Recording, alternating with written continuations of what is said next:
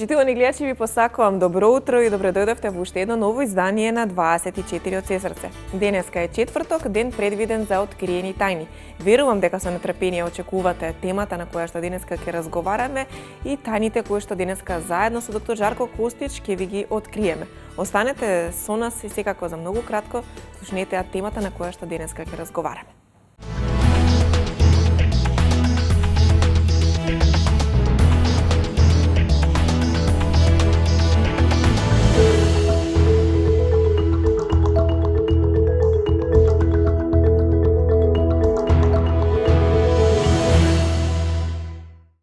Во претходната емисија зборувавме на тема сигурност и самодоверба и како да се справиме со луѓето кои што ни одземаат енергијата.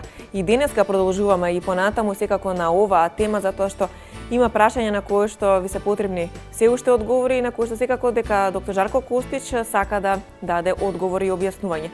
Токму поради тоа денеска зборуваме за темата како да успееме и покрај стоповите од околината.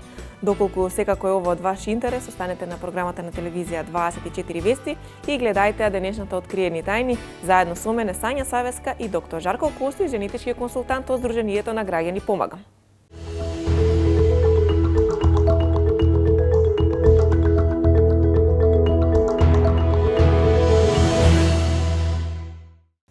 Тука го започнуваме разговорот со доктор Жарко Костич, генетички консултант од Сдруженијето на граѓани Помагам. Како да успееме и покрај стоповите од околината е темата на која што денес разговараме. Жарко, добро утро и добро дојдовте во уште едно откриени тајни. Добро утро, Сања, добро утро за нашите стари и нови гледачи. Изминатата емисија навистина предизвикавме голем интерес кај гледачите кои што не следат секако од претходно, но и оние кои што се нови и сега се вклучија во откриени тајни. Зборувавме за тонската скала на емоции. Поради големиот интерес одлучивме и денеска да зборуваме на оваа тема, да ја објасниме малку подетално. Секако имаме постојано нови гледачи, се вклучуваат и во оваа нова сезона наши следбеници на откриени тајни, па поради нив и секако старите гледачи да се малку потсетат повеќе на тонската скала, затоа што многу знае да помогне во решавањето на проблемите со кои што секако се соочуваме и темите кои што и понатаму нели ќе го вработуваме во рамки на емисијата. Па можеме ли одново да се потсетиме на оваа тонска скала на емоции? Точно е, значи во минатата емисија и оваа продолжуваме на тема тонска скала на емоции, поради тоа што за неа секогаш имаме огромен интерес, имаше огромен интерес од минатата емисија, така да продолжуваме на една слична тема, ќе објасниме подетално, односно некои од тоновите, да кажеме позначајните тонови во оваа емисија ќе ги објасниме малку повеќе, нивното влијание врз околината, позитивните, негативните тонови, како да им помогнеме секако на оние кои што се пониско, едноставно да и нив ги кренеме, но на почетокот секако дека треба да објасниме како тоновите се менуваат, зашто е тоа скала на емоции, тоа подразбира дека имаме повисоки тонови, имаме пониски емоционални тонови, значи станува збор за емоционални тонови, или ако го видиме графичкиот приказ на екранот ќе видиме дека имаме жолти тонови кои што се позитивни, имаме црвени и плави тонови кои што се, ајде да кажеме, понегативни од овие жолтиве. Но како сето тоа се случува да еден човек во даден временски период има, не знам, како хронична емоција, еден висок тон и како после даден временски период се спушта со емоциите, има на некој начин своја приказна и објаснување. А објаснувањето и одговорот лежи во умот, кој што и како и секоја емисија, така и ова ќе направиме мала рекапитулација, ќе објасниме особено за тие кои што се нови, а ги имаме такви. Така да ќе објаснам малку во врска со умот, затоа што тука е клучот на тоа како емоциите во текот на животот кај еден човек се менуваат. Значи умот секогаш кажуваме дека снима слики, како што и нашата камера, пак ќе кажам, снима, но тоа не се дводимензионални слики, ајде така да кажам, него третата димензија во тие слики се перцепциите или сензациите кои што секој човек ги прима од околината. Значи тука станува збор за мирис, вкус, допир, емоција своја, емоција од околината, туѓите емоции ги примаме во тие слики и тој ум постојано снима слики, не можеме да прекинеме да снимаме слики, не можеме да стопираме еден момент да речеме сега ова е болно искуство и неќам да го снимам. Кај мене не.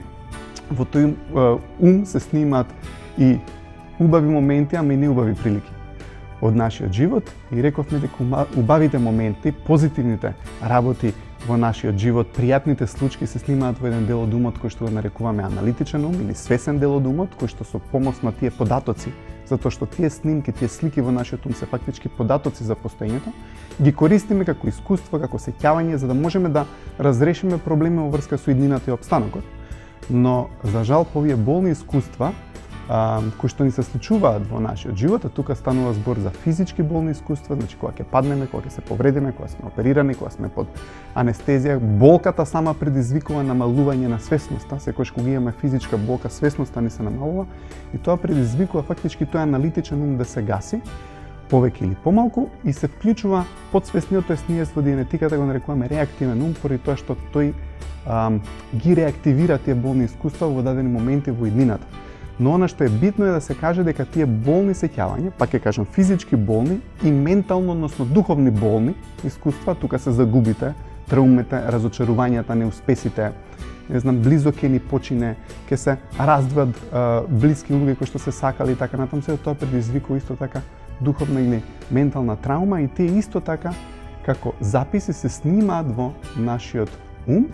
Значи, заедно со разочарувањата, заедно со негативните одлуки што сме ги донеле во тој момент, заедно со негативните мисли кои што ги имаме во тој момент, сето тоа е снимено во таа подсвест, тоест реактивен ум, и во дадени моменти, за жал, подсвесно ни се реактивираат и после тоа ги чувствуваме тие одлуки, ги чувствуваме тие емоции, некогаш не знаеме зашто, но пак ќе кажам, во оваа емисија имаме објаснување за тоа, и ако не дадеме објаснување за се, ќе ги замолам нашите гледачи да не посетат на нашата, тоест на мојата Facebook страница, каде што ги има одговорите преку другите претходни емисии кои што ги имаме снимани.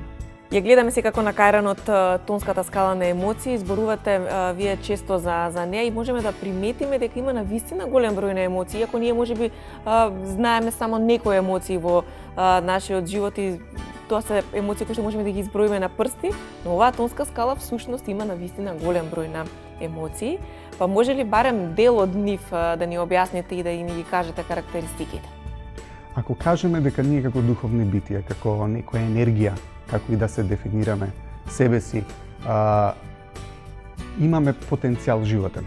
Ајде да кажеме пак квантитетна енергија, некоја духовна енергија, потенцијал, сила.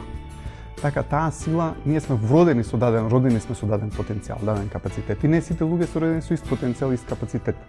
Но болни искуства крадат дел од нас. Значи, тоа е интересно. За тие болни искуства за кои што изборев во претходното прашање, секое болно искуство во поголем или помал степен заробува дел од нашата позитивна енергија таму.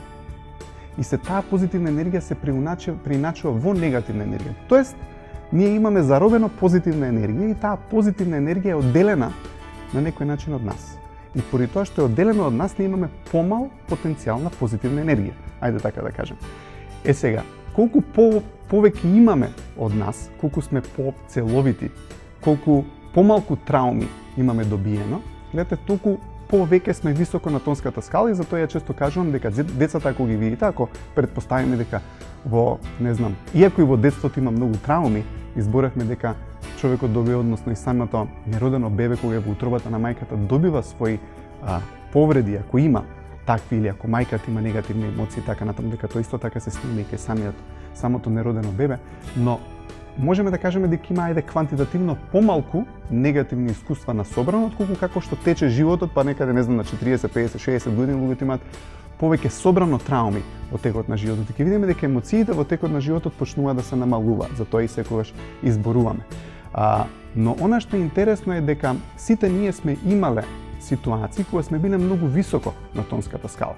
Можеби сега некој од нас е на пониско ниво, некој е на повисоко ниво, и пак ќе кажам, може некој човек да има насобрано многу трауми, но ако има огромен квантитет на позитивна енергија, на своја сила како битие, тогаш пак нема да падне толку ниско на тонската скала. Можеби некој има помал квантитет на енергија, ќе собере неколку трауми и тоа веднаш драстично влијае на него. Особено негативно влијаат загубите, разочарувањата кои што ги имаме. Значи не толку физичките болни искуства, колку духовните болни искуства, разочарувањата и таков тип на трауми фактички многу понагло не спуштаат по оваа скала на емоции.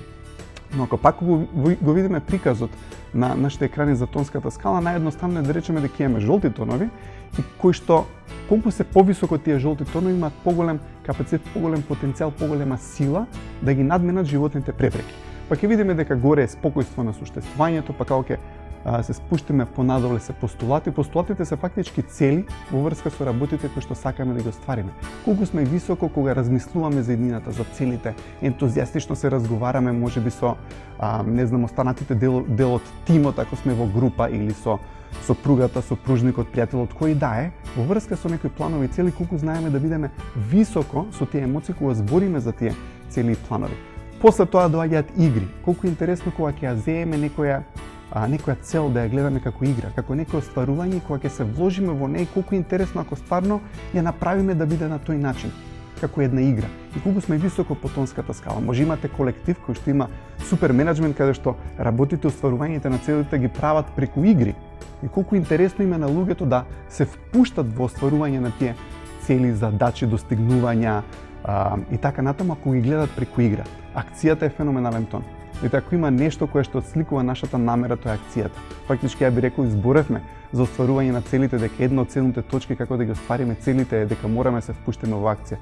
Поради тоа што акцијата е тоа што ни ги отвара патиштата за остварување на самата цел. Ентузијазмот е многу убава заразна емоција.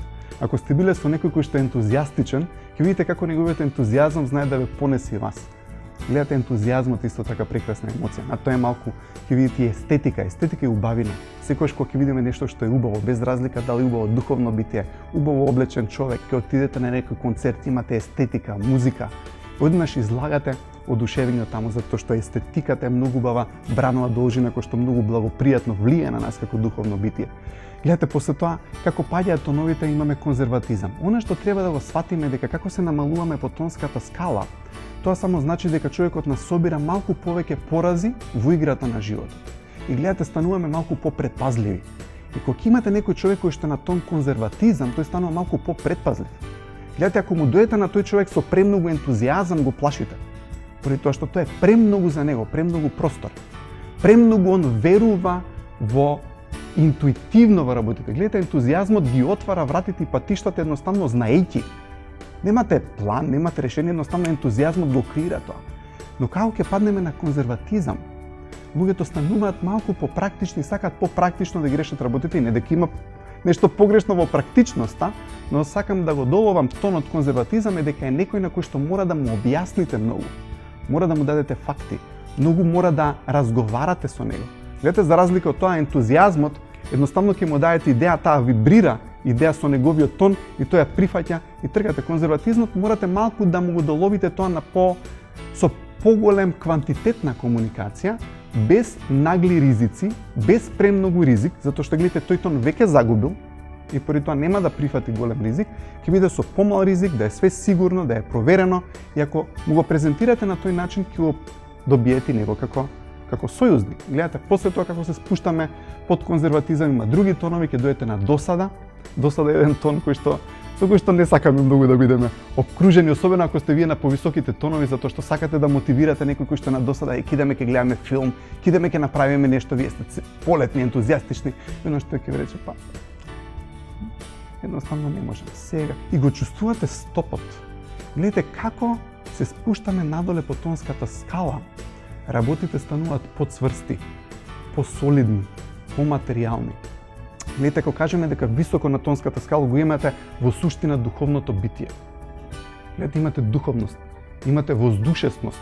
Не знам ни како да го објаснам со кој збораме, како воздушести се работите, не се сериозни, се забавни, се убави, имате многу простор. Како паѓаме надоле по тонската скала, стануваат работите посериозни, стануваат повеќе на стоп, стануваат подсврсти.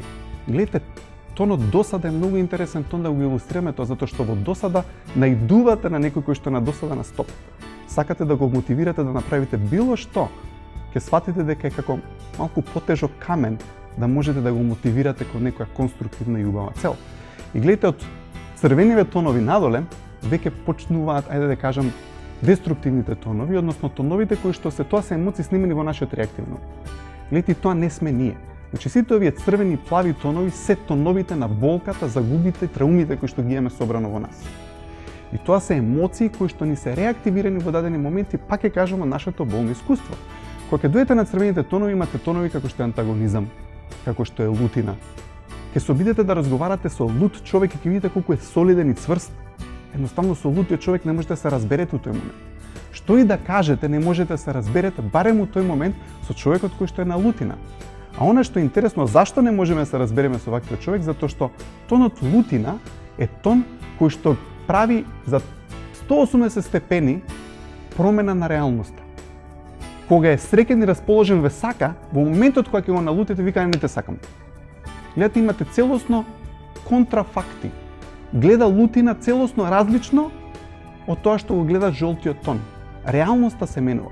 Гледате, со сите овие тонови реалноста на луѓето, погледот кон животот се менува, зависност од емоцијата. Гледате, кога сме ентузијастични, имаме еден поглед кон животот, една реалност за животот. Како паѓаме, ни се менува и реалноста, ни се менува комуникацијата. Кога ќе дојдеме на лутина, малтене курши ми пукаме од другиот, секако вербални, за да едноставно изразиме таа лутина и комуникација кон некој друг. И кога сме лути, значи имаме целосно менување на фактите. Секогаш што го сакате, ќе речете дека не го сакате. Фактички можеме да кажеме дека секој човек кој што на тон лутина лаже, поради тоа што кога ќе го смени тој тон, ќе видите дека ја сменува и неговата реалност и ќе каже добро, тоа беше за моментот, знаеш колку те сакам, не е тоа така, извини. Воколку човекот може тоа да го препознае и воколку тоа не е неговиот хроничен тон. Проблемот е како тече животот, овие тонови не стануваат повеќе хронични, повеќе дел од нас. Повеќе стануваме ние тој тон, за жал. Гледате како идеме надоле, имаме тон како што е огорченост.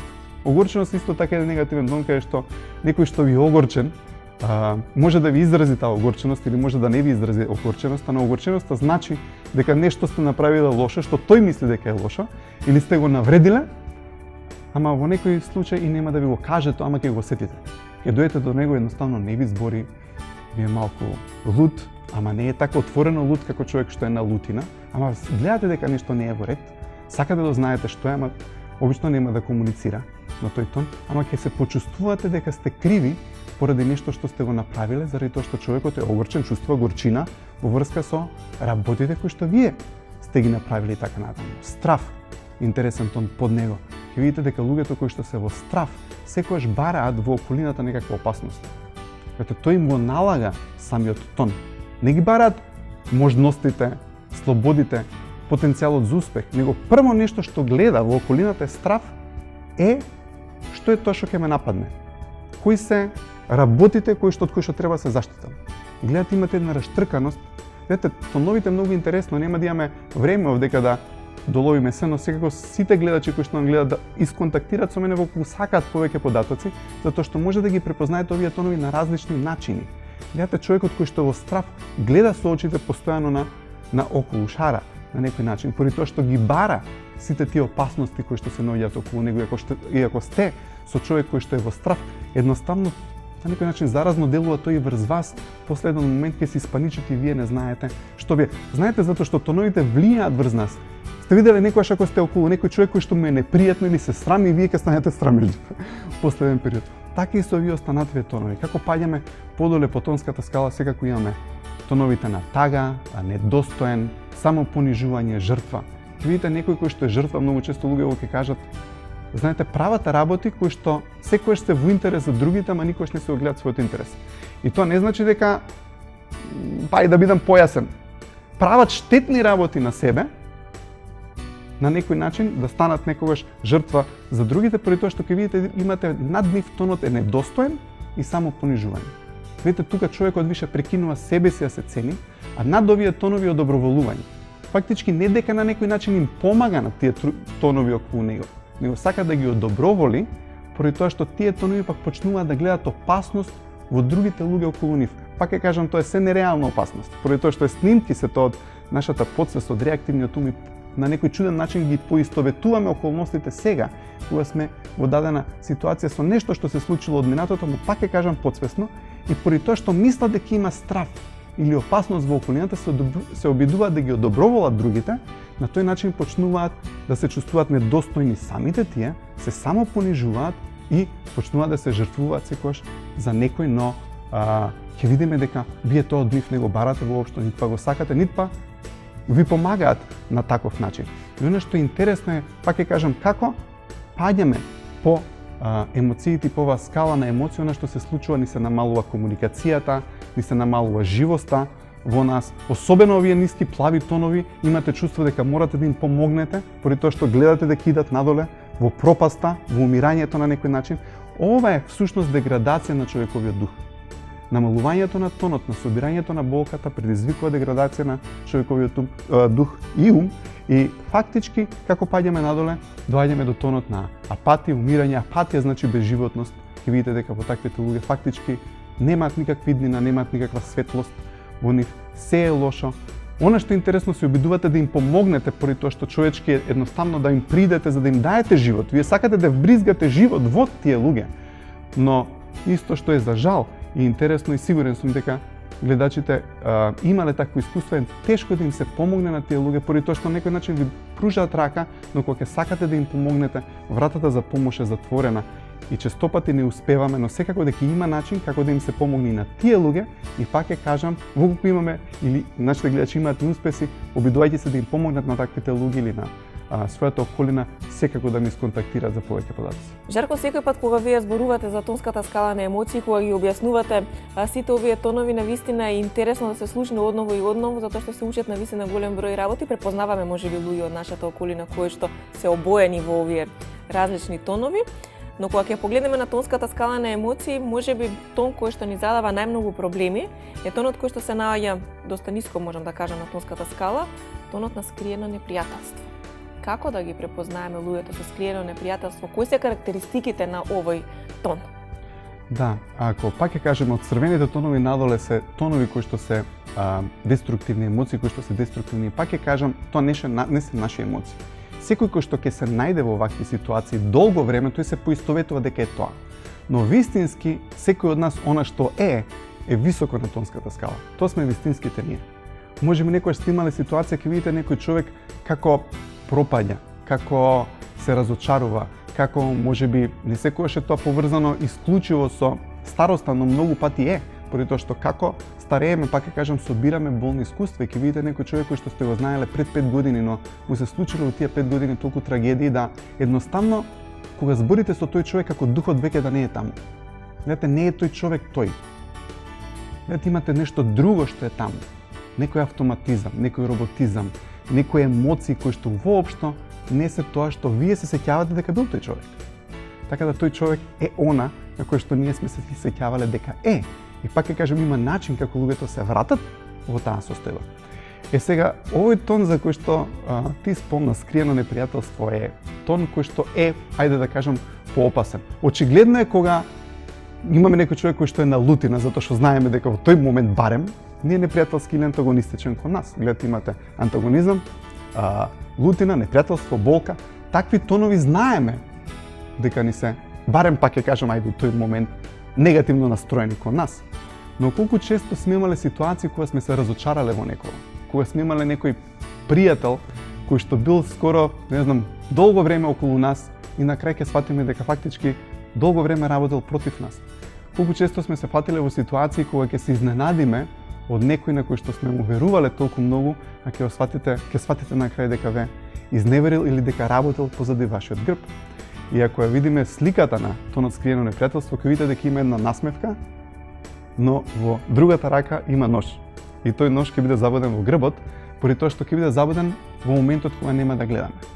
Затоа што гледате, лутина и антагонизам барем имаат, ајде да кажем, храброст да се соочат со нас и да ни го кажат тоа што го мислат за нас во очи. Но гледате, скриено непријателство е тон кој што е многу малку над страв. Тој тон фактички нема храброст да се соочи со вас и да ви ги каже во очи работите кои што ги мисли за вас, но ќе го направи тоа на начин на кој што вие нема да бидете свесни барем во тој момент дека тој збори за вас. Така некојаш ќе имате некој пријател кој што ви е цело време со вас и едноставно ви е насмеан и ти кажува колку добро мисли и ќе сватиш или ќе ти се јави некој пријател после тоа ќе рече, само што зборев со другарите, ама вака и вака ми кажа, за да си викаш не е можно. Не може тој да го каже тоа за мене. Или не знам, ќе имате други ситуации каде што гледате, таквите тонови на скриен начин ќе ги направат другите луѓе помали. Нема да им го кажат, коментарот кој што ќе го кажат изгледа добар, но вибрацијата, емоцијата која што вие чувствувате е спротивна на тоа што тој го збори. И тоа е тоа што е збунувачки во овие тонови. И секој од нас, кој што ги има ваквите тонови, она што ќе се случи, тој тон ќе го направи замислен. Видите, ќе не интровертира, тоа значи дека мислите ќе ни ги смрти на нас, на внатре. Гледате, еден коментар е доволно. Сања Жарко, знаеш што емисијава беше добра, ама ај наредниот пат ќе биде подобра. И веднаш се пали сјаличката. И сега си викаш, добра беше или не беше добра емисијава? Или едноставно имаш некој ќе рече, абе, и ја да ги имав тие пари ќе изгледа вака како тебе. Ама сето тоа е направено со насмевка, сето тоа е како пријателски кажано. Имате човек кој што секогаш му е понизен на некого, можеби шефот или кој да е, но во првиот момент кога ќе добие шанса, едноставно ќе почне да збори нешто лошо за него. Или имате некој човек кој што секогаш ќе дојде во друштвото и се полни едноставно со, пак ќе кажам, со живот и со сила на начинот кој што ќе го маловажува другите, или ќе најде некој кој што на чиј што рачун ќе ги прави сите тие шали, и еднаш ќе му каже, ајде бе, ти не можеш да прифатиш една шала.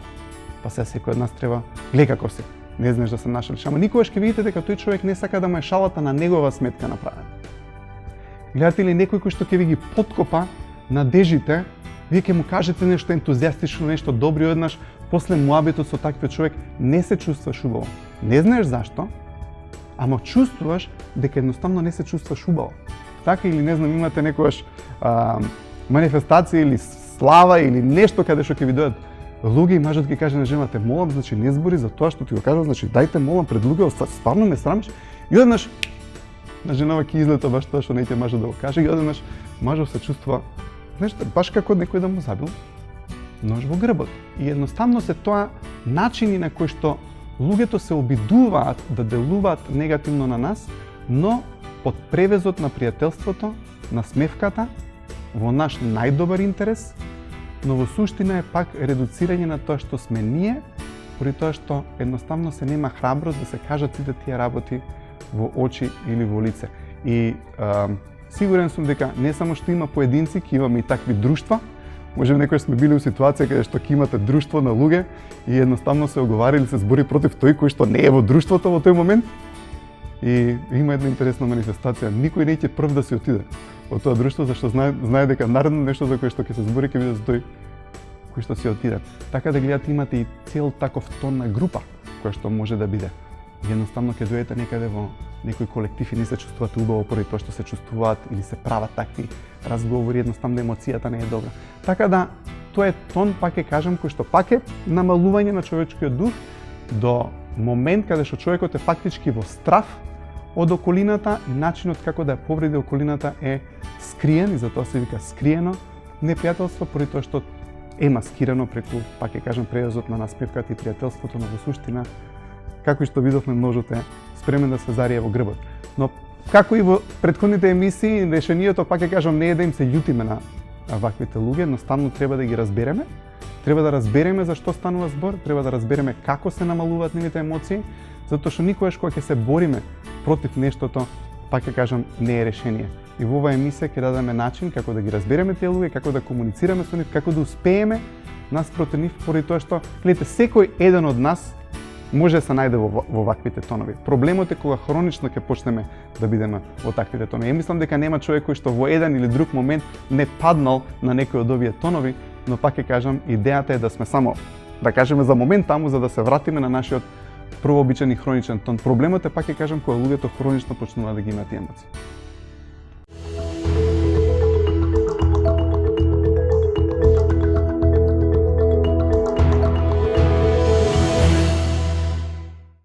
Продолжуваме понатаму. Во денешната откриени тајни секако зборуваме за тоа како да успееме и покрај стоповите од околината. Во првиот дел од емисијата се навративме на тонската скала на емоции. Верувам дека ви беше интересен овој дел од емисијата и дека научивте малку повеќе за тонската скала на емоции. Вие кои што однапред веќе од претходно знаете, се потсетивте на карактеристиките на одредени тонови, а ние продолжуваме понатаму заедно со доктор Жарко Костиш да го најдеме одговорот на прашањето како да успееме и покрај стоповите од околината. Жарко, во минатата емисија зборувавме на оваа тема и всушност заклучивме дека колку и ние да имаме цел и енергија и сме подготвени кон остварување на нашите цели и задачи, ќе се појави некој во околината кој што на одреден начин ќе ни одземе енергијата и ќе не спречи во целта да одиме да го постигнеме она што сакаме. Со со еден збор не инвалидизираат. Зошто кога во наша близина имаме одредени луѓе, грешиме и стануваме сериозни? Во минатата епизода зборевме за тоа дека во дадената наша околина можеме да имаме луѓе кои што на отворен или скриен начин ќе се обидат да не стопираат или да направат да се намалиме, поради тоа што рековме во минатата епизода дека просторот нивни е помал од нашиот, ако сме високо на тонската скала, и на начинот да не имаат или да не толерираат во нивната близина е на некој начин да не редуцираат и да не намалат. Дали ќе биде тоа отворено да не инвалидизираат преку лутини антагонизам, дека не сме добри, све правиш погрешно, како и да е, или да е со скриено непријателство, каде што на скриен начин ќе ви ги дадат тие инвалидизации, не е ни битно. Целта е да се намалат луѓето и на некој начин да се стават во стоп и на тој начин да се стават под контрола, и пак ќе кажам, станува збор за негативна контрола, поради тоа што кога сме високо по тонската скала ние сакаме да тргнеме кон целите, да ги оствариме, им ги споделуваме на другите луѓе, и во околината, зависно од тоа какви луѓе со какви емоции и тонови имаме, во дадени моменти од некои луѓе, пак ќе кажам, не од сите, од некои луѓе имаат тенденција обсесивно да не стопираат, на начин на кој што ќе ни дадат контранамери. Гледате, во основа на еден проблем, изборевме во минатите епизоди, е да имаме некоја намера и од другата страна секогаш да имате контранамера. Гледате, таа контранамера ви го прави стопот. И тој стоп предизвикува ви да се чувствувате неубаво. Тој стоп ги реактивира фактички минатите болни искуства, вашата нервоза. Само кога ќе се стопираме, почнуваме да ги чувствуваме тие негативни емоции. Секогаш кога сме во движење кон целта, тој реактивен ум малтени да не е активен. Во моментот кога некој ќе не стопира, тогаш се чувствуваме неубаво. Имате некојаш луѓе во нашата околина кои што хронично, кои што едноставно тенденциозно имаат за цел стоп да не направат. Од ништо прават стоп. За секој направат проблем. Дури не разбирате зашто, нема логично објаснување зашто тоа не можете да го направите. Зашто оваа цел што сакам ја да ја постигнам не може. Веднаш ќе видите дека имате и луѓе со кои што и кога се согласувате, тие видат контра. Значи правиме муамет за таков тип на луѓе. И сега кога ќе го направат тој проблем пред вас, Сања, фактички се обидувате да го решите тој проблем и гледате во стопот. И ќе имате можеби некој родител, сопруга ќе му направи на некој стоп и се човеков се обидува како тој стоп да го изманипулира преку трикови, манипулации, што и да е, не сваќајќи дека тој стоп е вештачки предизвикан проблем кој што нема врска со нас. Тој проблем и тој стоп потекнува од таа личност, пак ќе кажем, од неговите стравови, од неговите грижи, но не ги наметнува нас, не ги става нас пред нос и не ги прави наши проблеми. И гледате, вие се обидувате тука да се борите против тоа и се обидувате да најдете било какво решение. Не знам, имате девојка кој што не смее да закасне никако после толку и толку сати, ќе видите девојче одеднаш бара чудни начини како да го реши тој проблем, па ќе почне да лаже, па ќе почне да манипулира. Па сега и другарките и другарите се у проблем како да ја помогнат, па тие ќе лажат, па ќе ја покриваат и така натаму. Зашто? Дури и кога ќе сгрешите нешто кај такви луѓе, се соочувате за жал со толку многу негативни последици, да луѓето не ни сакаат да бидат честни и искрени, иако е грешка тоа, ќе објасниме, не сакаат да бидат честни и искрени, не сакаат да комуницираат отворено, поради тоа што за се ќе бидат обвинети и на некој начин, пак ќе кажам, неприфатени, казнети, без разлика на кој начин е казната. И поради тоа почнуваме да го гледаме животот сериозно, поради тоа што околу нас имаме луѓе кои што ни ја крадат слободата на тој начин што ни поставуваат стопови и проблеми кои што се стварно нелогични, нема потреба, кои што секој останат човек со можеби вие разумно ќе се разберете дека тој стоп нема потреба да биде стоп, но за жал имаме и такви луѓе кои што, пак ќе кажам, поради нивните болни искуства од минатото имаат на некој начин обсесивна тенденција да ги презентираат тие стопови и да сакаат и нашиот живот да скршни од друга насока, и тенденцијата е да се смените вие. Гледате, не ве прифаќаат како битие, па кажавме, ќе ве прифатат само ако се смените под негов калап, дури и тогаш немате да бидете прифатени, но самото тоа наше менување, самото тоа обидувајќи се да ги изманипулираме и да најдеме чудни и скриени решенија за проблемот кој што е вештачки поставен, не тера сумот да не размислуваме здраворазумно како што би размислувале кога би биле слободни и прифатени, туку почнуваме да мислиме на многу комплициран начин кои што не прави да се чувствуваме несигурни, неубаво и нервозни и тогаш почнуваме да правиме грешки поради тоа што едноставно кога би имале целата слобода и не би биле под таква пресија, воопшто не би ни помислувале на такво решение, затоа што нема потреба такво решение, затоа што нема да има ни проблем. Верувам дека гледачите останаа до самиот крај на денешната откриени тајни и тука веќе ќе откриеме и таа тајна, односно кој е начинот да успееме луѓето да не влијаат со сета таа нивна енергија и со сите тие стопови што ги поставуваат околу нас да ги оддалечиме од влијанието нивно врз нас. Прво рековме дека единствениот начин да имаме ние слобода да ги разбереме луѓето. И рековме во минатата емисија дека големината на еден човек е да продолжи да ги сака своите блиски наспроти се поради тоа што ги разбира. Гледате, и овие луѓе треба да ги разбереме. Колку повеќе се бориме против нив, толку повеќе во повеќе проблеми запаѓаме. Има еден зачаран круг, ја ќе кажам за едно нешто кое што се случува во овие моменти. Прво, некогаш со таквите луѓе имаме тенденција да им објасниме премногу за нашите добри намери, цели и така натаму. И гледате, ако луѓето некогаш не можат да ги видат вашите намери и тоа што сакате да го направите од вашите постапки, без разлика некои луѓе колку се обидувате да ги убедите во нештото, тие ако не го гледаат тоа нема да го видат ни после многу убедување. Па ќе кажам, нека и сите луѓе, значи имаме луѓе со кои што можеме да се разбереме и треба да ги убедиме. Но кога имаме некојаш вакви ситуации, тогаш колку повеќе се обидуваме да убедиме некого во нашите добри намери, толку повеќе знаеме да паднеме на нивниот тон и на тој начин да едноставно се спуштиме ние со нашите емоции. Гледате, кога сакате на некој човек искрено да му искомуницирате нешто, зашто можеби сте сгрешиле, тие луѓе не го прифаќаат тоа, се обидуваат со самото тоа што сте им признале нешто што сте направиле лошо, повторно да ве казнат. Но има едно нешто што не треба да го правиме кај таквите луѓе. Не треба да ги повредуваме, не треба да им збориме позади грб, не треба да ги оговараме, поради тоа што сето тоа ни предизвикува пак на нас грижа на совест. Гледате, имаме некој човек со кој што имаме проблеми постојано, немојте да го правите тоа.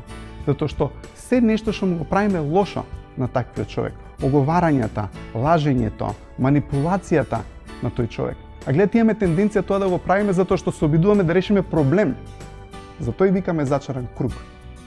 И во такви ситуации, примерот што го кажав со девојчева, можеби ќе излаже дека била ваму, онаму, дошла у толку саат, не се вратила, поради тоа што не може слободно да го искомуницира тоа што сака да го каже. И тогаш имаме тенденција во таква ситуација да манипулираме, да лажеме, но самото тоа го подкопува нашиот интегритет и нашата слобода. Самото тоа што знаеме дека сме го лажеле тој човек, после тоа не можеме да му погледнеме очи, да го соочиме, да бидеме со него, да си го држиме нашиот простор и нашиот став, баш поради тоа што не сме били искрени и честни. А проблемот е што ако бидете искрени и честни, од друга страна па тој, пак ќе кажам, нема да ве разбере, секогаш ќе ви најде мана, нема да го цени тоа што сте искрени и честни и така натаму, пак ќе кажам, е зачаран круг. Но начинот е следен. Немојте да се договарате и да прифаќате некаков договор во колку не можете да го испочитувате. Треба се договорите нешто кое што е во согласно со тоа што е за вас реално. Поради тоа што ако се согласите со нешто на таков човек, а знаете дека не можете да го испочитувате и нема да го испочитувате, после се чувствуваме неубаво и лошо и пак ќе кажам, нашата позиција во однос на тој човек се намалува. Ние го губиме просторот и контролата и после тоа почнуваме да правиме компромиси, да се мануваме, да го одоброволуваме тој човек, баш поради тоа што не сме го испочитувале тоа што сме го ветиле. Ако ветиме нешто, треба да го испочитуваме. Ако не можеме да го испочитуваме, не треба да го ветиме. Не треба да ги оговараме, не треба да им наштетуваме, затоа што, пак ќе кажам, сето тоа ни го редуцира нашата позиција и нашиот однос со тој човек. Напротив, преземете одговорност за вашиот живот, за вашата цел. Многу често имаме тенденција да станеме многу зависни од тие луѓе. Преземете одговорност за тоа. Тоа не значи дека не треба да побараме помош од секого. Но ако стануваме зависни, бараме пари секој што тој човек прави работи кои што ние самите треба да ги правиме. Пак ќе кажам, нашето соочување, нашата позиција се намалува и тогаш тоа негативно влијание имаме тенденција да го прифатиме, иако нема потреба некогаш да го прифатиме, поради тоа што ние не треба да даваме, како што кажавме, барање или одобрување за нашето постоење од никако. И она што пак сакам да го кажам, за сето има решение. И за овие луѓе има решение, како да ги кренеме по емоциите, како на кој начин да ги кренеме по емоциите, на кој начин да разговараме со нив без при тоа да се изнервираме самите ние. И Пак ќе кажам за сето тоа и за повеќе одговори, може секој гледачите да ме побараат мене, а секој одговорите се од книгата Дианетика. И да завршиме пак на нотата на која што и преовладуваат нашите емисии, вистинската слобода е во разбирањето на луѓето, а големината се состои од тоа да ги сакаме другите наспроти сите причини да не ги сакаме. И пак ќе кажам, решението е да ги разбереме и овие луѓе и едноставно да грабиме напред кон нашите цели наспроти се. Жарко, на вистина на убав начин ја завршуваме и со убава мисла и ова откриени тајни. За следната недела секако сум сигурна дека подготвувате уште една интересна тема, ќе ги поканиме гледачите повторно во четврток во 9 часот и 15 минути да бидат заедно со нас. Јас ви благодарам. Ви благодарам, Сања, благодарам за нашите верни гледачи.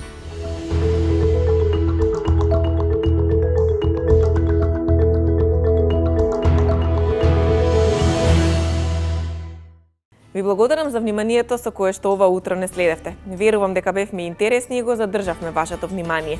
Доколку можеби сакате уште повеќе одговори на оваа тема или на некои други прашања, можете слободно да го контактирате доктор Жарко Костич, неговата имейл страна и секако неговата Facebook страна, можете да ги погледнете во текот на емисијата на екранот. Тој е расположен да комуницира со вас, а секако верувам дека имате многу прашања. Доколку бевме интересни, ве поканувам следниот четврток повторно да не следите во рамки на откриени тајни, а секако 24 од се срце гледајте, а секој работен ден од 9 часот и 15 минути. Пријатно!